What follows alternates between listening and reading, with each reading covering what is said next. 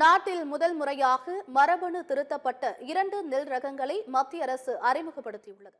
டெல்லியில் உள்ள இந்திய வேளாண் ஆய்வு நிறுவனமும் ஹைதராபாத்தில் உள்ள இந்திய அரிசி ஆராய்ச்சி நிறுவனமும் இணைந்து DRR ரைஸ் 100 கமலா மற்றும் புசா DST ரைஸ் 1 ஆகிய இரு மரபணு திருத்தப்பட்ட நெல் ரகங்களை உருவாக்கியுள்ளன. ஒளி மரபணு சேர்க்கப்படாததால் இவற்றை மரபணு மாற்று ரகமாக கருத முடியாது. இதன் மூலம் மரபணு திருத்த நெல் ரகங்களை உருவாக்கிய உலகின் முதல் நாடாக இந்தியா உருவாகியுள்ளது. டெல்லியில் நடைபெற்ற புதிய நெல் ரகங்கள் வெளியீட்டு விழாவில் பேசிய மத்திய வேளாண் துறை அமைச்சர் சிவராஜ் சிங் சௌஹான், இந்த புதிய ரகங்கள் 30% வரை மகசூலை அதிகரிக்கும் என்றும், சாகுபடி செய்ய குறைந்த தண்ணீரே தேவைப்படும் எனவும் தெரிவித்தார். வறட்சி, உப்புத்தன்மை மற்றும் காலநிலை தாக்கங்களுக்கான சகிப்புத்தன்மை கொண்டவை என்றும் அவர் கூறினார்.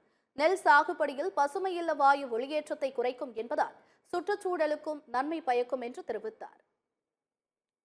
தமிழ்நாடு, கேரளா, ஆந்திரா, தெலுங்கானா, கர்நாடகா, ஒடிஷா, மேற்கு வங்கம் உள்ளிட்ட அரிசி உற்பத்தியில் சிறந்து விளங்கும் மாநிலங்களுக்கு இந்த ரகங்களை பரிந்துரை செய்துள்ளதாக அவர் கூறினார்.